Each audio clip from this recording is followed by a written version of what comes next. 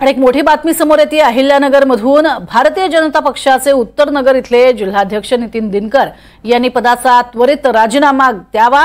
पक्षातून हकालपट्टी करण्याची तृप्ती देसाई यांनी मुख्यमंत्र्यांकडे मागणी केली आहे। नितीन दिनकर हे पदाचे आमिष देऊन महिलांना धाब्यावरती बोलवणं, बियर बार मध्ये बोलवणं, स्वतः दारू पिऊन महिलांना डान्स करायला भाग पाडणं, अशा प्रकारे पदाचा गैरवापर करून महिलांना त्रास देत आहेत। अशा पद्धतीची लेखी तक्रार ही भूमाता ब्रिगेडच्या वतीनं करण्यात आलेली आहे आणि दिनकर यांच्या विरोधात काही महिलांनी ही तक्रार दिली।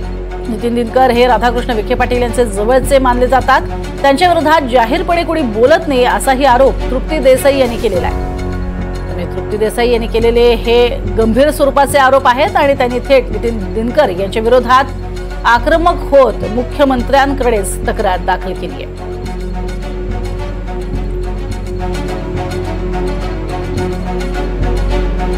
जिल्ह्यातील उत्तर नगरचे जिल्हाध्यक्ष नितीन सुरेश दिनकर यांच्या विरोधात काही त्यांच्याच पक्षातील पदाधिकारी महिलांनी आमच्या पुण्यातल्या ऑफिसला येऊन तक्रार दिलेली आहे। त्यांची जिल्हाध्यक्षपदी निवड झाल्यानंतर अनेक महिलांना पद देण्याच्या आमिषाने त्यांना रात्रीपर्यंत थांबवणं असेल, ढाब्यावर बोलवणं, दारू पिऊन जे आहे ते डान्स करायला लावणं, पार्ट्या करणं, अशा पद्धतीचे प्रकार जे आहेत ते या जिल्हाध्यक्षांच्या माध्यमातून चाललेत। अशा पद्धतीची लेखी तक्रार काही महिलांनी आमच्याकडे दिलेली आहे आणि त्यांना पोलीस प्रोटेक्शन असल्यामुळे त्या पोलीस प्रोटेक्शनचा वापर सुद्धा दहशतीसाठी केला जातो। राधाकृष्ण विखे पाटील यांच्या जवळचे ते असल्यामुळे त्यांच्या विरोधात कुणी बोलण्याची हिंमत करत नाही आणि म्हणूनच ते वारंवार त्यांच्या विरोधात कोणी बोललं तर इतरांकरवी अनेक खोटे गुन्हे सुद्धा त्यांनी अनेकांवर दाखल केलेले आहेत। आणि अहिल्यानगर हे नाव याच सरकारने जे आहे ते आपण बघितलं असेल नगर जिल्ह्याला दिलेलं आहे आणि त्याच अहिल्यानगरमध्ये भारतीय जनता पार्टीचे नगर उत्तरचे जिल्हाध्यक्ष नितीन दिनकर हेच महिलांशी अशा पद्धतीने चुकीचे वागणार असतील तर त्याला आळा बसला पाहिजे। त्यांचा त्वरित राजीनामा जो आहे तो घेणं गरजेचं आहे आणि त्यांची पक्षातून हकालपट्टी सुद्धा करणं गरजेचं आहे। ही तक्रार आल्यानंतर आज सकाळी मी मुख्यमंत्र्यांना ईमेलद्वारे जी आहे ती रितसर तक्रार दिलेली आहे। राम शिंदे असतील, राधाकृष्ण विखे पाटील असतील आणि भारतीय जनता पार्टीचे प्रदेशाध्यक्ष असतील यांना सुद्धा मी मागणी केलेली आहे की यांची त्वरित जी आहे तो राजीनामा घेऊन हकालपट्टी करावी। आणि त्यांचा एक व्हिडिओ या महिलांनी मला ढाब्यावर डान्स करताना, दारू पिऊन डान्स करताना महिलांबरोबरचा पाठवलेला आहे, तो सुद्धा जो आहे तो मी मुख्यमंत्र्यांना पाठवलेला आहे। मुख्यमंत्र्यांनी त्वरित त्यांच्यावर कारवाई करावी। तर अधिक माहिती घेऊयात, आमचे प्रतिनिधी राहुल कुलकर्णी आपल्या सोबत आहेत। राहुल, हा नेमका सगळा प्रकार कधीपासून सुरू होता आणि यावरती खरंच भाजपकडनं कशा पद्धतीनं येत्या काळात कारवाई केली जाऊ शकते?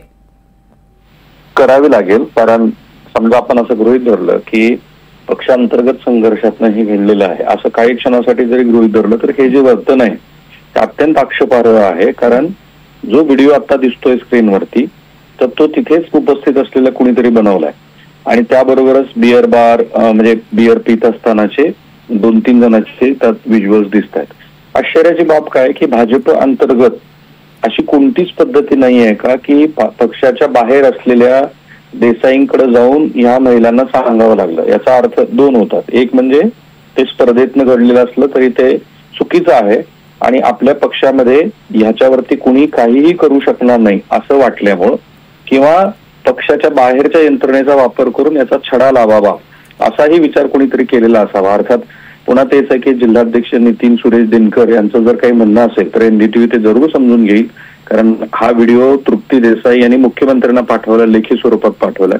पण यातले 2-3 अत्यंत गंभीर आरोप आहेत। एक म्हणजे महिलांना धाब्यावर बोलून, बियर बार मध्ये बोलून, स्वतः दारू पिऊन का डान्स करायला लावला आहे तर त्यांना पक्षाची पदं द्यायची आहेत आणि हा पक्ष जो भारतीय जनता पार्टी वेगवेगळ्या विचारधारेबद्दल सतत सांगत राहतो तर अशा पक्षातली ही गोष्ट आहे। आणि हे करत असताना दुसरा गंभीर आरोप असा केला आहे की त्यांच्याकडे शस्त्र परवाना आहे आणि तुला आठवत असेल प्रज्ञा, तर पुण्यामध्ये पण हगवणे प्रकरणात आणि त्याच्या आधीच्याही प्रकरणामध्ये काहीही कारण नसताना शस्त्र जी अशी खिरापतीसारखी वाटली आहेत, तर आता ह्या महिलांचा आरोपच तो आहे की ह्या शस्त्राचा वापर याच कारणासाठी केला की ज्यामुळं धमकावता येऊ शकतं किंवा स्वतःचं हित साधता येतं। आणि तिसरा गंभीर आरोप असा आहे की ह्या लोकांना म्हणजे ह्या जे कोणी आहेत जिल्हाध्यक्ष दिनकर यांना विद्यमान मंत्री राधाकृष्ण विखे पाटील यांचं पाठबळ आहे. आता राधाकृष्ण विखे पाटील यांचं पाठबळ असताना असं घडतं आहे असं म्हणणं, याचा अर्थ त्यांचा स्वतःचा पाठिंबा असा नव्हे, पण त्यांच्या पाठबळामुळेच या महिलांना असं वाटलं की आपल्याला पक्षात काही उपयोग नाही तक्रार करून, त्याच्याऐवजी तृप्ती देसाई यांच्याकडे जावं. आणि मग तृप्ती देसाई यांनी मुख्यमंत्र्यांना ती लेखी तक्रार पाठवली आणि जिल्हाध्यक्षच असल्यामुळे त्यांचं भारतीय जनता पार्टीतल्या वेगळ्या नेत्याबरोबरचे फोटोही आपल्याला दिसतात. गंभीर बाब ही आहे की आता नितीन दिनकर यांच्याबद्दल जर पक्षाने काही भूमिका नाही घेतली तर या महिला पुढे येऊन बोलतात का, आणि हे प्रकरण केवळ डान्स करण्यापुरतच मर्यादित आहे की आणखी पुढे काय आहे, अशा अनेक कल्पना विलासाला सुद्धा इथे वाव आहे. भारतीय जनता पार्टीच्या दृष्टीनं अधिवेशन सुरू असतानाच हा व्हिडिओ बाहेर आलेला हे लक्षात घ्या. नक्कीच. तुर्तास धन्यवाद या संपूर्ण माहितीसाठी राहुल. आणि या संपूर्ण प्रकरणात आता भाजप काय कारवाई करतं हे पाहणं देखील तितकंच महत्त्वाचं ठरणार आहे.